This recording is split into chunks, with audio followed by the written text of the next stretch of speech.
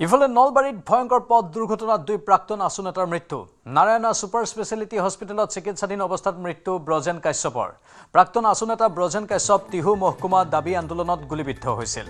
আনহাতে দুৰ্ঘটনাত থিতাতে মৃত্যু হৈছিল প্ৰাক্তন আছু নেতা হৰ্ষ হালৈৰ। ২৭ নম্বৰ ৰাষ্ট্ৰীয় ঘাইপথৰ জাজিয়াবাৰীত সংঘটিত হৈছিল এই দুৰ্ঘটনা। ৰৈ থকা ট্ৰেইলাৰত প্ৰচণ্ড খুন্দা মাৰিছিল চাৰিচকীয়া বাহনে।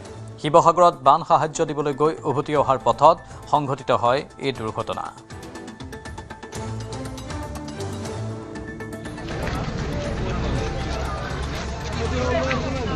লগে লগে ডেথ আৰু একজন হোৱা কৰিছিল, এইজনে মেডিকেল নিছে, তাৰ এইবিলাক মাথা এটা ভাঙি গৈছে, বাচা আশা কমে। তাৰ ইয়াতে পাৰ্কিং কৰা আছিল, পিছফালৰ পৰা গাড়ী এখন তেখেতলে খুব স্পীড আহি পেলাই তাত খুন্দা মাৰি লগ ড্ৰাইভাৰজন নিহত হৈছে বুলি শুনিছোঁ। আনফালে মঙলদৈত শোকাবহ পথ দুৰ্ঘটনাত এজনৰ মৃত্যু। ১৫ নম্বৰ ৰাষ্ট্ৰীয় ঘাইপথত সংঘটিত দুৰ্ঘটনাত আন এজন আহত। বাইক আৰোহী আৰু স্কৰ্পিঅ'ৰ মুখামুখি সংঘৰ্ষ হয়। এই দুৰ্ঘটনাত থিতাতে মৃত্যু হয় হীৰকজ্যোতি দাসৰ। গুৰুতৰভাৱে আহত যদুমণি কুমাৰক গুৱাহাটীলৈ প্ৰেৰণ কৰা হয়। ঘটনাস্থলীত উপস্থিত হৈ মঙলদৈ আৰক্ষীয়ে তদন্ত আৰম্ভ কৰে।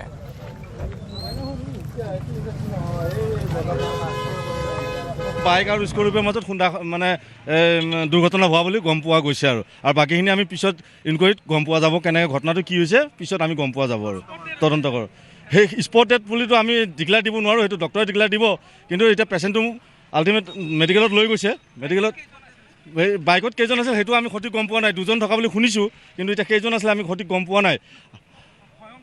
আৰু দুৰ্ঘটনাটো ভয়ংকৰে, গাড়ীখন যিখন গাড়ী স্কৰ্পিঅ' গাড়ীখন দেখা পাইতো দুৰ্ঘটনাটো ভয়ংকৰে হ'ব দেখা যেন লাগিছে। আৰু ইয়াতে মানে কি ক'লে স্কৰ্পিঅ'খন এতিয়া কোন দিশে আহিছে আমি গম নাপাওঁ সঠিকটো, কিন্তু ল'ৰাজন যে মহতাই নিছে সেইটো আমি দেখিছোঁ।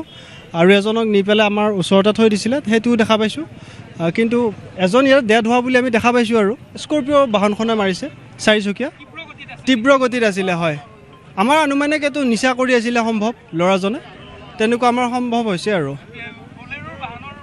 স্কৰ্পিঅ'ৰ বাহনৰ মানুহকেইজন এতিয়ালৈকে পলাতক হৈছে। পলাতক হয়, এইটো ভয়ংকৰ দুৰ্ঘটনা কৰি পেলাই সিহঁত পলাতক হৈছে। গাছ ভাঙিছে, তাৰ আগত দোকানকেইখন আছে, দোকানকেইখনৰ পৰা মানুহকেইজন বাচি গৈছে, এই গছডালৰ কাৰণে বাচি গৈছে। আৰু হাইলাকান্দিৰ জয়কৃষ্ণপুৰ গাঁৱত ভয়ংকৰ ভূমিকেন্দ্ৰিক সংঘাত। দুই পক্ষৰ আক্ৰমণ প্ৰত্যাক্ৰমণত ৯ গৰাকী গুৰুতৰভাৱে আহত। হাতে হাতে লাঠি লৈ পুৰুষ মহিলা উভয়ে চলাই আক্ৰমণ প্ৰত্যাক্ৰমণ। আহত লোকসকলক ততাতৈয়াকৈ লালা চিকিৎসালয়ত ভৰ্তি। গুৰুতৰভাৱে আহত দুজনক উন্নত চিকিৎসাৰ বাবে শিলচৰলৈ প্ৰেৰণ। দীৰ্ঘদিনীয়া ভূমি বিবাদৰ পৰিণতিত ৰক্তাক্ত সংঘাত হয় তাত। লালা আৰক্ষী থানাত দুই পক্ষৰ পৃথকে পৃথকে এজাহাৰ। ঘটনা সন্দৰ্ভত আৰক্ষীয়ে চলাই আছে তদন্ত।